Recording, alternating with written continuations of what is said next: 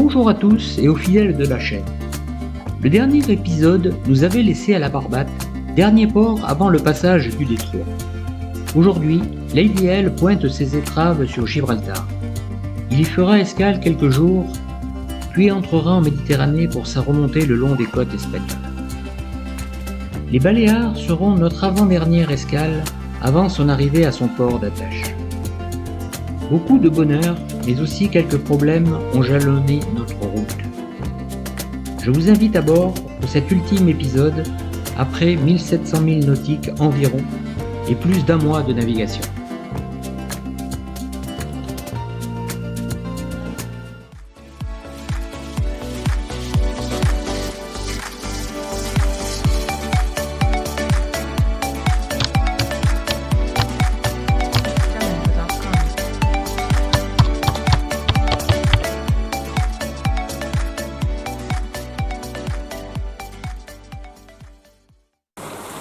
Nous sommes le 29 juillet 2022. Lady L quitte la Barbate à 10h30. Il faut que nous soyons à Tarifa aux environs de 14h pour bénéficier du courant dans notre sens. En effet, le passage du détroit nécessite un peu de calcul. Au niveau météo, un vent portant dans le même sens que le courant est préférable. Sinon, la mer est un véritable chaudron de sorcière. Le courant et le vent contraire lèvent une forte mer hachée et courte. Aujourd'hui, nous serons à l'heure et la météo est clémente avec un vent quasiment absent.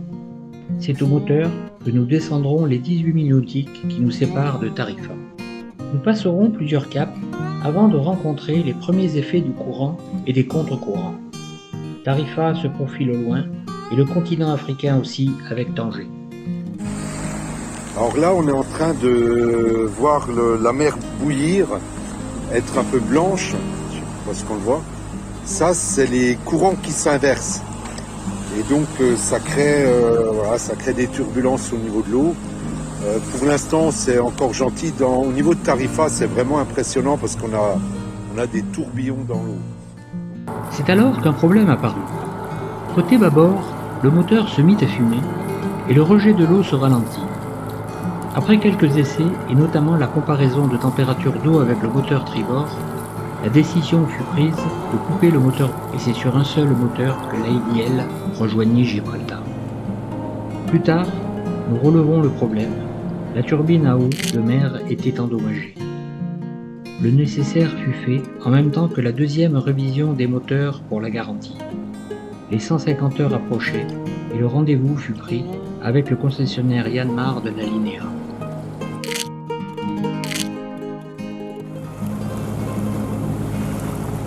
Et voilà le passage du détroit de Gibraltar. Nous sommes au niveau de Tarifa. Ville très importante pour tous les navigateurs qui passent Gibraltar. Passer le phare de Tarifa est presque mythique. La ville est blanche, comme beaucoup de villes du sud de l'Espagne.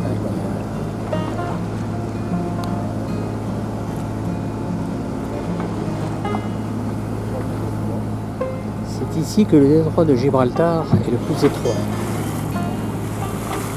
Pratiquement en face, Tanger. Nous allons virer le phare et direction Gibraltar. Donc là, on va raser, on n'est pas très loin du phare, on a quelques centaines de mètres. Et en face, donc, l'Afrique, le Maroc, en l'occurrence. Donc le détroit, je ne sais plus si j'ai dit, mais 15 km de là. La côte marocaine.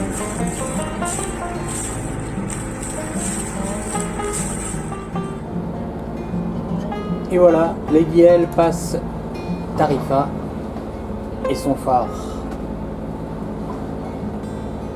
L'Atlantique va commencer à être par derrière, la Méditerranée devant.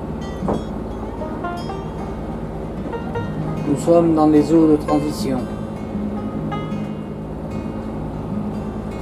J'espère que Lady L aura la chance de repasser plusieurs fois devant ce phare pour traverser l'Atlantique. Et maintenant, direction Gibraltar, là-bas, tout au fond. Derrière cette pointe, l'autre cap, le cap de Gibraltar. Lady L en vue de Gibraltar. Pour ce bateau, c'est la première fois. Pour ma part, c'est la 6e.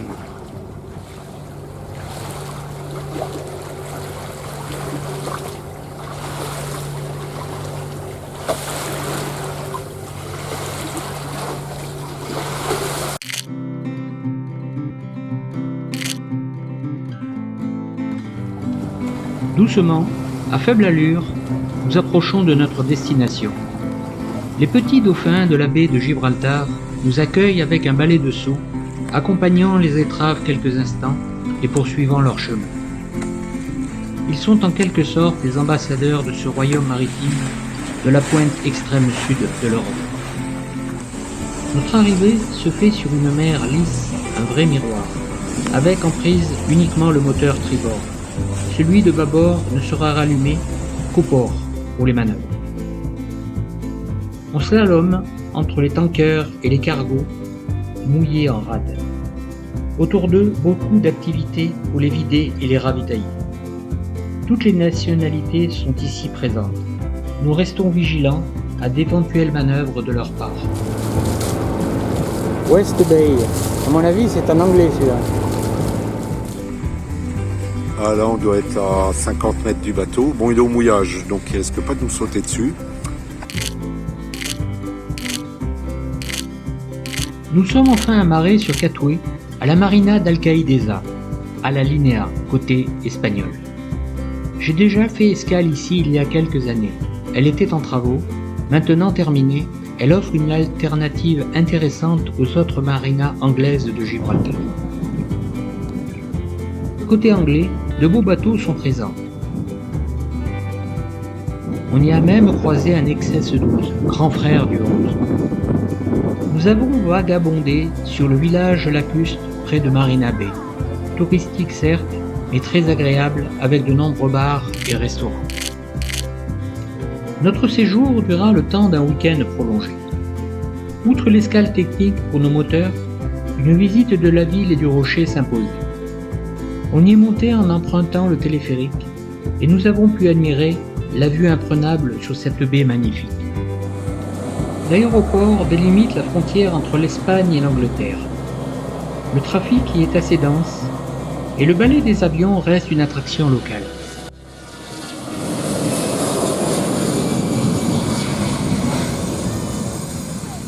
Nous sommes partis à la découverte de la ville et de son rocher.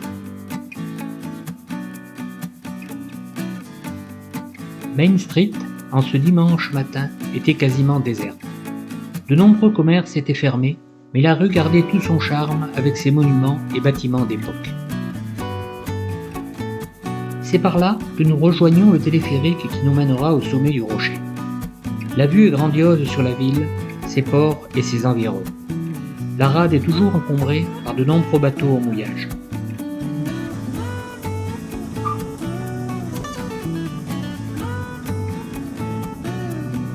Au loin, on peut distinguer le continent africain avec les côtes du Maroc à quelques milles de là.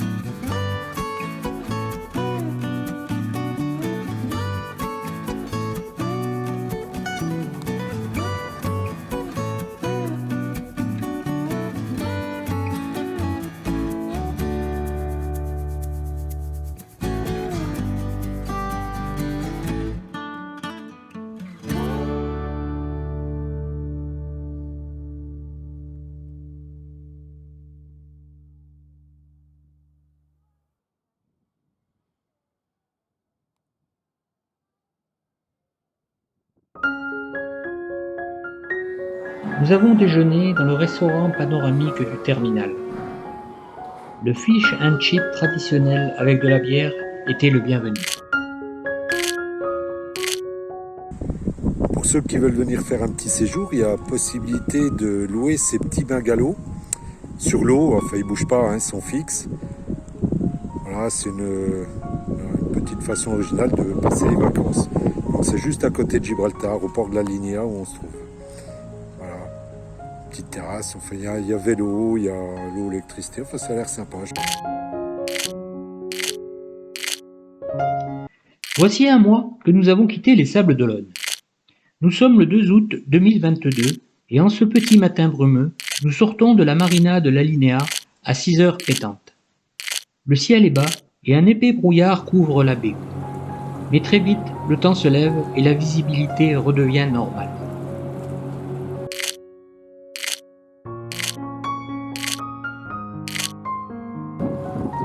Nous sommes partis pour une étape de 135 000 nautiques environ qui nous amènera à Almerimar, une escale espagnole.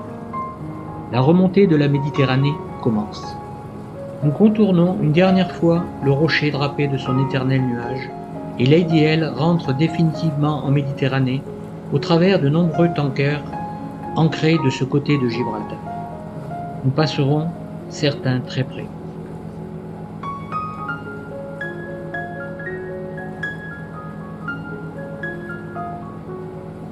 Regardez qui viennent nous voir.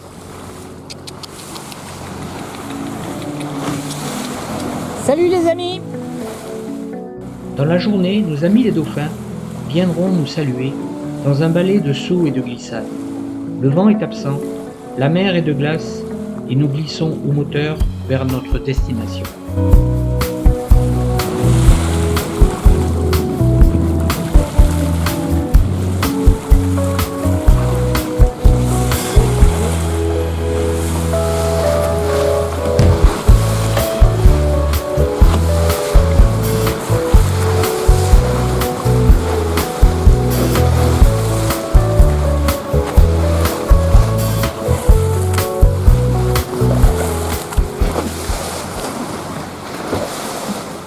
Un nouveau problème arriva. Le vase d'expansion d'un des moteurs se vide lentement.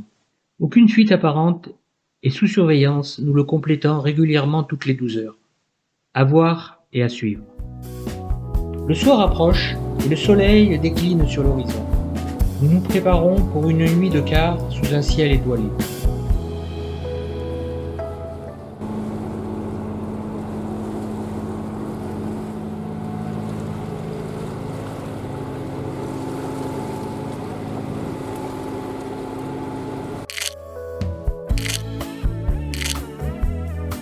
Au petit matin, Lady L est amarrée au quai d'Almerimar. C'est une vieille connaissance et c'est avec plaisir que j'y refais escale.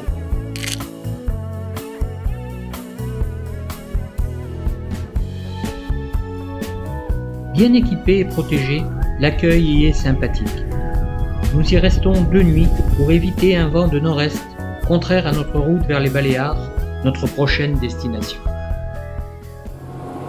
Nous quittons Almerimar le 6 juillet à 10h45. 250 000 nautiques nous séparent de Formentera, île en dessous d'Ibiza, notre étape suivante.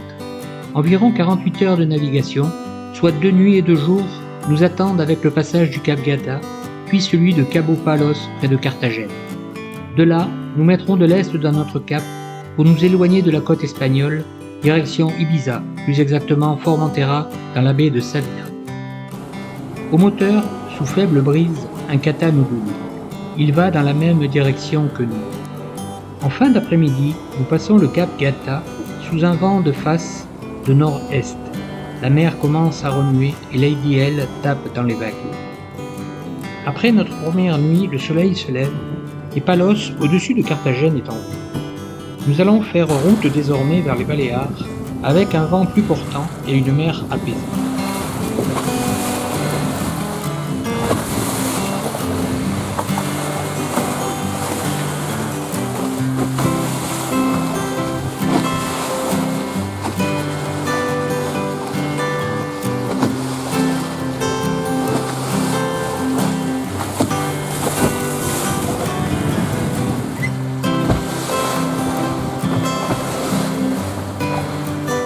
Sous un soleil couchant, nous attaquons notre deuxième nuit et c'est au matin qu'Ibiza et Formentera apparaissent devant nous.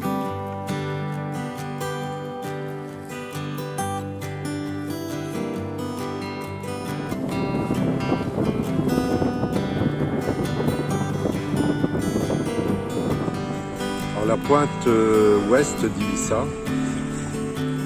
donc Ibiza sur la gauche, et l'île de Formentera, donc très plate, sur la droite. Nous voilà au mouillage sur Formentera, près de Savina, le long d'une plage de sable. C'est un mouillage des Baléares au mois d'août. Beaucoup de bateaux, on n'est pas loin de la saturation.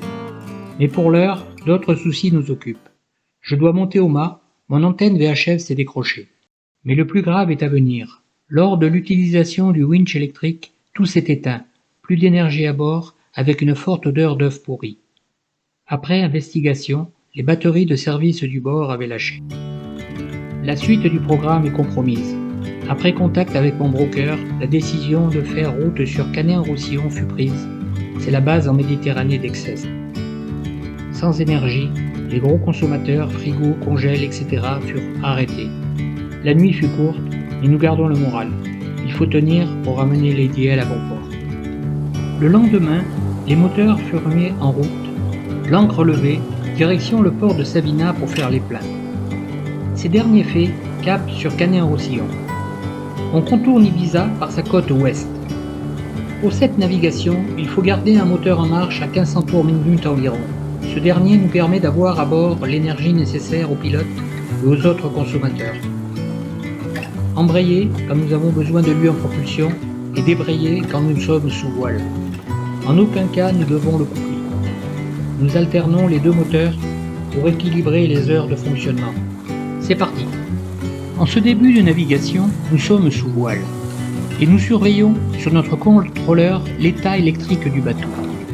On peut voir à l'image que l'indicateur nous donne la batterie numéro 1 et numéro 4 HS. En effet, malgré une tension d'absorption de 14,4 volts, aucun courant ne charge et les batteries sont vides, 0% et 1%.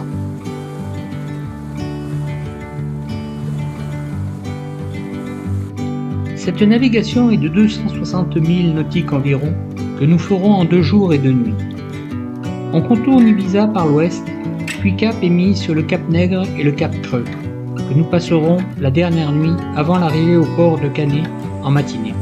La côte ouest de l'île est très rocheuse, avec de petites criques et de nombreuses falaises. C'est superbe. Donc la pointe sud-ouest d'Ibiza.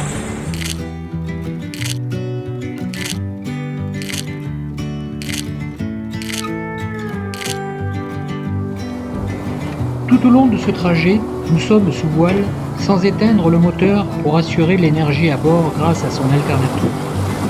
J'utiliserai aussi mon hydrogénérateur en appui. Nous alternerons chaque moteur pour équilibrer les heures de fonctionnement.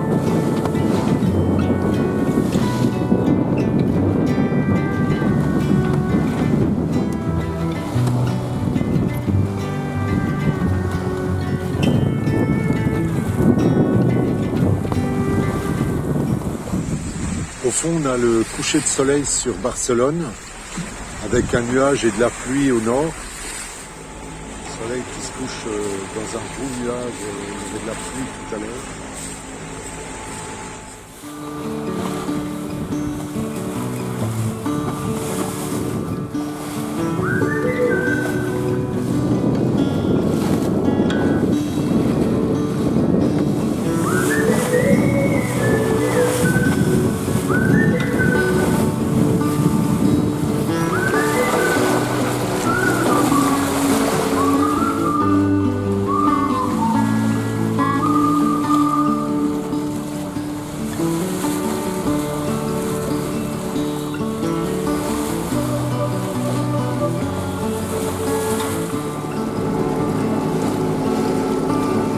Dans la matinée du deuxième jour, Canet-en-Roussillon est en vue. Lulu nous a rejoints en voiture pour l'occasion. C'est un week-end prolongé pour elle. Nous avons rendez-vous avec une société de maintenance mandatée par notre concessionnaire. Les batteries de rechange sont déjà livrées et c'est vers midi que Lady L s'amarrera à un ponton réservé à la société Med 66. L'intervention fut rapide et l'après-midi même, les batteries furent changées. Vous pouvez voir à l'écran les traces des coulures d'acide. Le sulfate blanc est passé par les chapeaux qui se sont décollés lors de la chauffe et de la déformation des accus. Les bacs de protection ont fait leur office. Les batteries neuves que l'on voit sur le quai furent montées et une vérification totale des différents régulateurs, chargeurs de quai, panneaux solaires, hydrogénérateurs et des alternateurs des deux moteurs a été effectuée. Il va de soi que je resterai attentif à la charge pour éviter tout gavage et surchauffe éventuelle. Nous sommes le 12 août et Lady L quitte Canet-en-Roussillon pour son ultime étape qui l'amènera à son port d'attache. 100 000 nautiques à parcourir avec un vent majoritaire du sud-sud-ouest. Il est midi quand nous larguons les amarres et le début du trajet automoteur par vent midi. Une occasion de vérifier que la charge des batteries est correcte.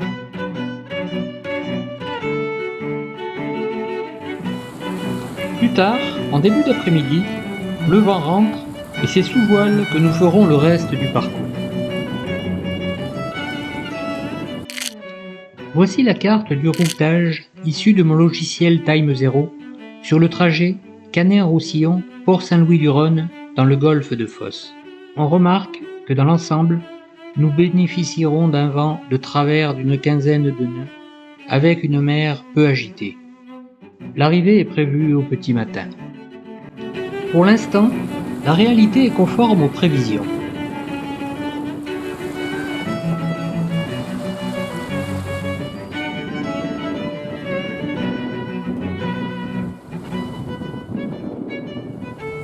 Plus tard, dans la nuit, lors de mon quart, je noterai sur mon traceur l'approche du golfe de Fos.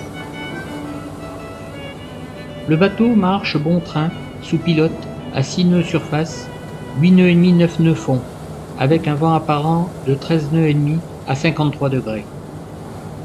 Je vérifierai mon routage, les données vent et le TA, l'heure estimée d'arrivée. En effet, je redoute une arrivée de nuit dans le golfe. Sur Time Zero, les cadrans à gauche donnent 8 nœuds de vitesse fond en haut, au milieu 6 nœuds de vitesse surface avec un vent en bas de 53 degrés tribord à 13 nœuds apparents. La zone bleue du routage est la configuration des voiles préconisées. Ici, en bleu, c'est grande voile haute et génois 100%. Sur la position du bateau, le graphe que je fais apparaître me donne un vent d'est-sud-est 13 nœuds et des vagues de 0,6 m sud-sud-ouest à 207 degrés en moyenne.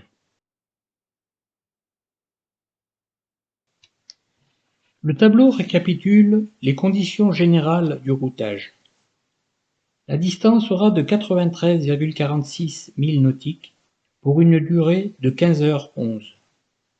On estime 4h51 de près, 8h40 de travers, 0 de portant et 1h40 de moteur. Le départ est le 12-8-22 à 12h et l'arrivée le 13 août 22 à 3h10 estimé bien sûr. Les conditions maximum de vent seront de 16,5 nœuds, de vague 0,63 m et la vitesse moyenne 6,7 nœuds. Comme je l'avais expliqué dans une précédente vidéo, ces données sont purement théoriques, basées sur les polaires du bateau et les conditions météo prévues. Elles restent une aide précieuse et permettent d'estimer chaque critère. Une connaissance plus précise du bateau affinera les polaires et permettra une meilleure précision. Côté météo, sur 3 jours, les données sont fiables. Pour finir, vu l'heure d'arrivée à 3h du matin, j'ai ralenti le bateau et nous sommes arrivés aux alentours de 6h avec le jour. Voilà la fin de l'aventure. Après 1700 milles nautiques, Lady L emboucle le canal de Port-Saint-Louis-du-Rhône pour trouver sa place en longside sur le ponton des catamarans. 1 mois et demi après notre départ des Sables d'Olonne, on boucle notre convoyage, content d'être arrivé, mais nostalgique du voyage. Lady L va hiverner ici, Nous équiperons le bateau durant la mauvaise saison en vue d'un nouveau départ.